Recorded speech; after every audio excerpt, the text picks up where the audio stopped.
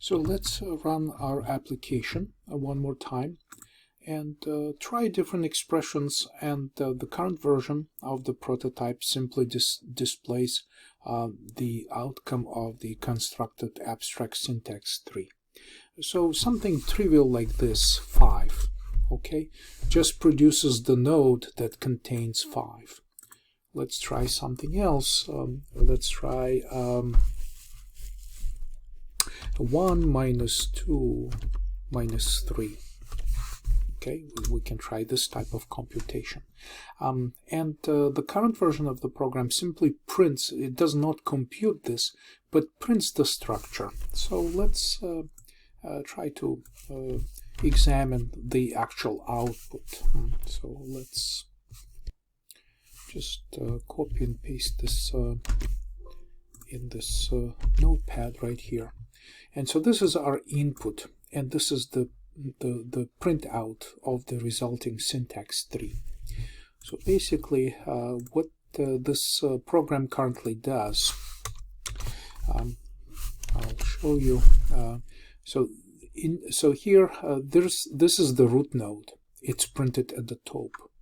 The left hand side is printed first. So this is actually the left hand side of this node, and this is the right hand side of the node, printed right at the bottom.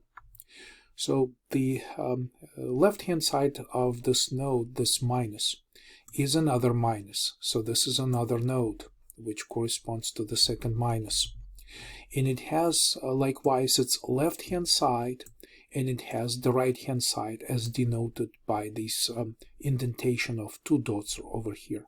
And we have 1, which is left node, and 2, which is the right node. And finally we have this. Okay, so if you untangle all of this, we can redraw this as this minus right here. Okay, so this is the root node. Another minus is the left hand side, so I'll just draw this right here. So it's this node. So it has the left hand side and the right hand side, so I'll draw it like this: 1 and 2, right? So this is 1 and 2. And of course, because this is the left hand side, we just make this connection. And finally 3 is the right hand side, of this root node. So this is the tree structure that we get from trying to use this input 1 minus 2 minus 3. Okay, and so this output is a little bit cryptic, but you can follow it. So basically this is the root node always at the top. Then there is these are at this level, it's basically its left hand side and its right hand side. At the next level, this minus has its own left hand side and its own right hand side, and this is what's stored in there.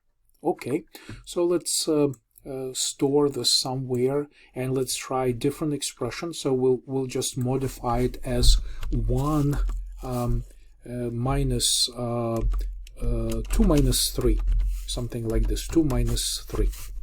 Okay, so we just use the same type, but we use parentheses.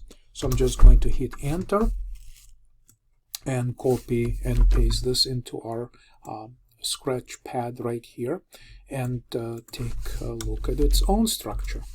So you see that there is a difference. So let's try some annotation here. So this is the root node right here with the minus, and I suspect it's this minus. So its left hand side is this 1. Okay, so it's the left hand side of the minus. Then on the right hand side, what it has, so this is the right hand side of this minus, is another minus like this, and it has its right hand side and its left hand side. So these are all the nodes that are part of the abstract syntax tree that was constructed.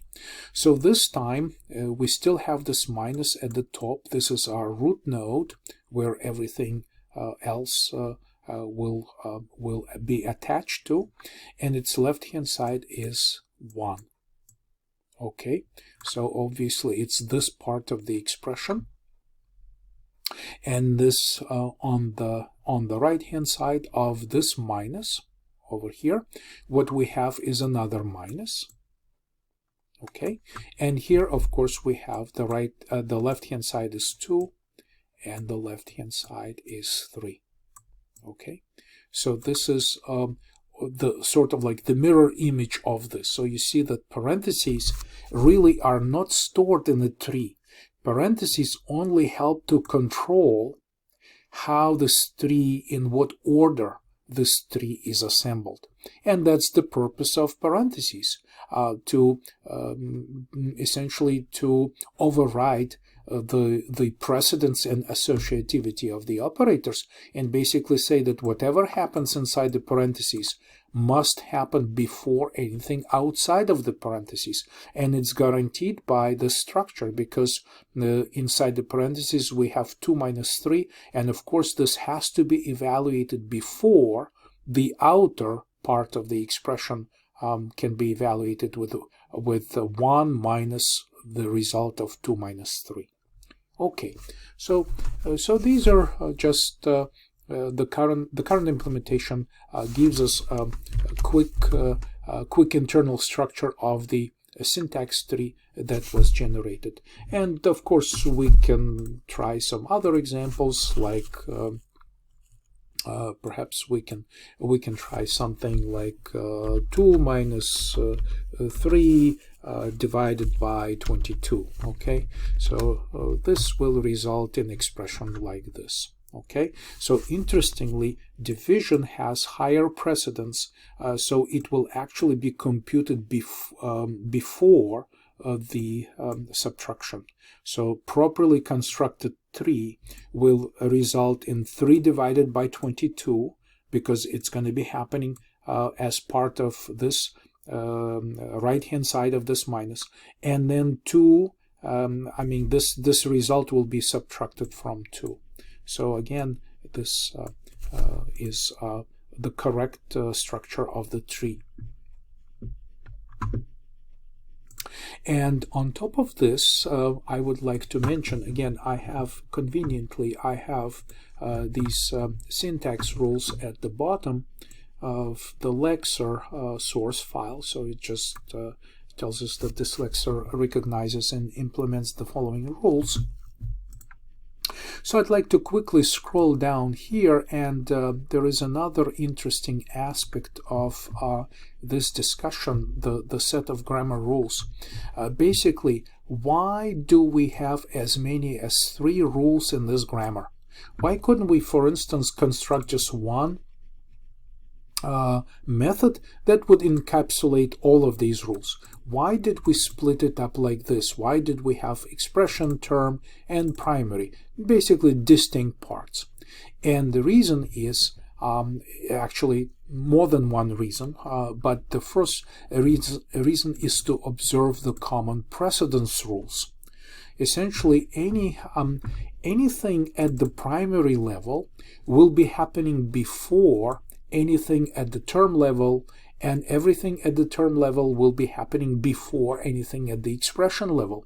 And so look, multiplication, division, the model operator, they have higher precedence than plus or minus. Multiplication happens before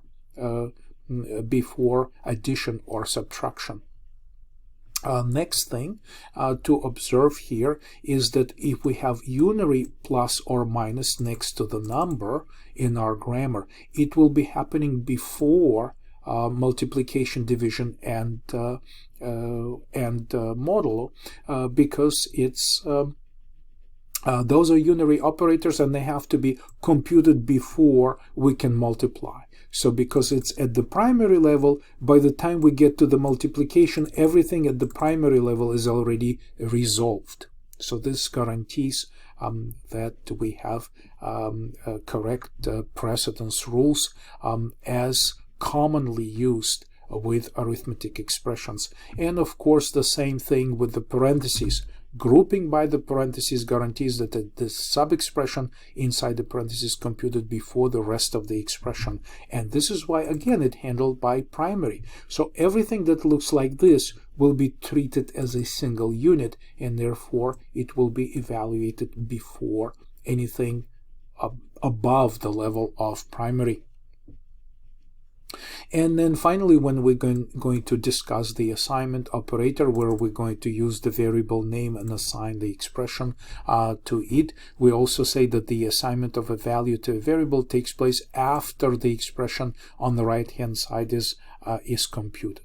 So again, this is handled by the primary. Essentially, we say that anything on the right-hand side of the assignment operator should be treated as an expression. And when this expression is complete and totally resolved, then we can take the result and assign it to some variable.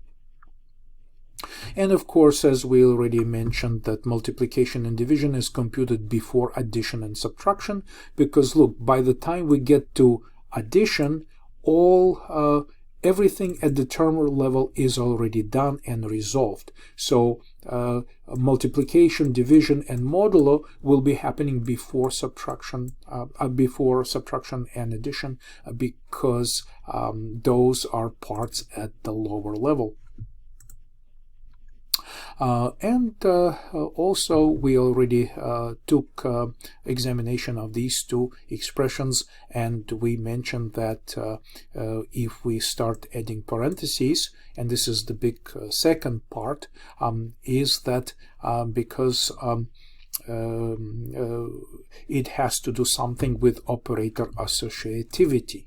Okay, so here a binary minus has left to right associativity, and the meaning of this type of associativity, it's basically that if we work with this without parentheses, 1 minus 2, so this is the version with no parentheses, here 1 minus 2 is calculated first.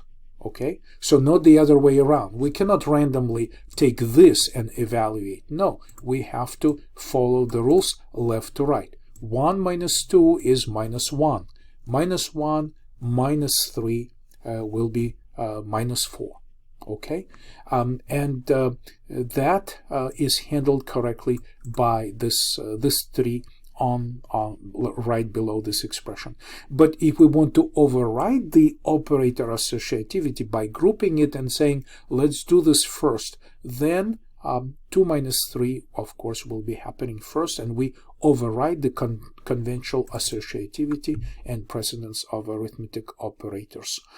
So all of this together essentially is all of these components, all of these little details about the grammar rules and the expectation of the user of our desktop calculator is quite intuitive to the user, but at the programming level, this is one of the proposed possible solutions with 3 rules: expression, term, and primary. So this kind of split allows us to address all of these issues outlined here in this section, where we say why we organize our grammar implementation at those 3 different levels.